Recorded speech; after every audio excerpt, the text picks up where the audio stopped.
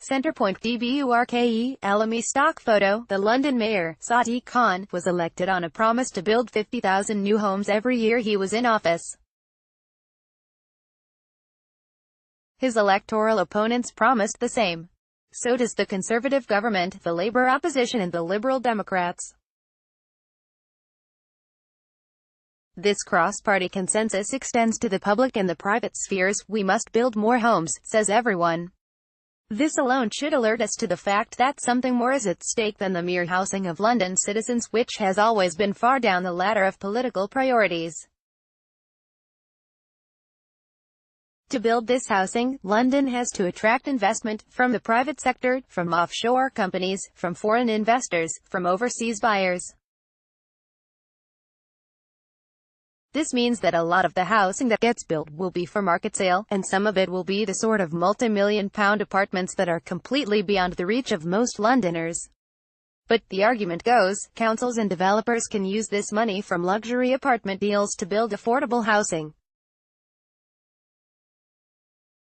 Just one example of that out-of-reach housing is Centrepoint residences, which last week were taken off the market. Brexit jitters and tax rises meant that uncertain potential buyers were making silly offers that left the developer choking on its champagne. So they're simply not going to sell them, and they will stay empty for now. Centrepoint was built as speculative office space in 1966.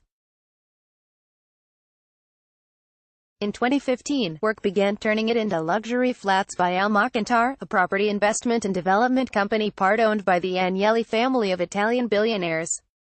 Founded in 2010, Almacantar has since acquired over 1.5 million square feet of prime property in central London, and is typical of the type of investor on which London's housing policies rely. The first 8 flats were sold off-plan that April. Since they have been taken off the market, it's hard to establish what the sale prices were, but a 2-bedroom flat was recently advertised for £3.665 million, and a 3-bedroom flat sold for £7.675 million. Famously, the family of a Chinese student who'd come to study at University College London paid nearly £5 million for her 2-bedroom flat. The 2-story penthouse, which is yet to be purchased, had an asking price of £55 million. Although more than half of the 82 apartments have reportedly been sold, only 10 of the owners have moved into their properties. That the rest are buy-to-let landlords is reflected in the rental prices for the apartments, which are still available. 1-bedroom flats are renting from £1,150 per week, 2-bedroom flats for £1,890 per week, and 3-bedroom flats for £3,690 per week, plus a £25,500 deposit. As part of its Section 106 agreements with the council, Almacantar also paid for the construction of 13 affordable housing units with 25 bedrooms. As has become normal practice in London, these are segregated from the rest of the apartments, not off-site, as is increasingly the case, but to the south end of Centrepoint House. Despite their designation, only 5 of the flats are for social rent, with the other 8 for affordable rent, which means up to 80% of market rate. Though the former may be affordable to the 5,500 people on Camden's housing list, the latter most certainly are not. The prohibitive expense of 8 of the development's affordable housing units is not the only point that raises the question of whether the largely empty super-prime developments that litter London's skyline are doing anything to address the capital's shortage of actually affordable housing.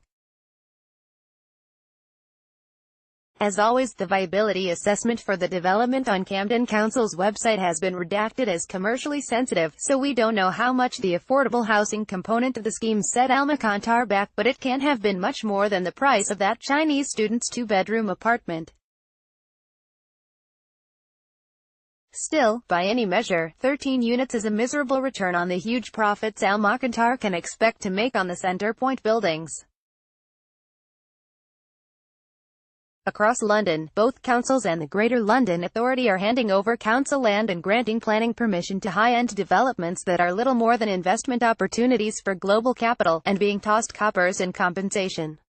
In fact, Alamy can afford to take half the properties in Centrepoint Tower off the market, having reportedly recovered the costs of its construction and renovation. Shows not only the kind of stonking returns international developers are making on their investment in London property market, but how bad councils are at getting homes for social or even affordable rent out of these deals.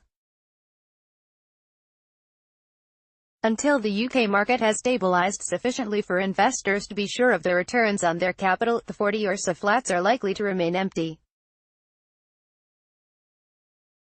But then, Alamy can afford to leave them empty. There is as little incentive for them to sell their properties below the price foreign investors will pay as there is for property developers to build homes in which Londoners can afford to live. But the tens of thousands of homeless households in London can't wait, and neither can the hundreds of thousands on the housing lists of London's councils. Simon Elmer is a co-founder of Architects for Social Housing.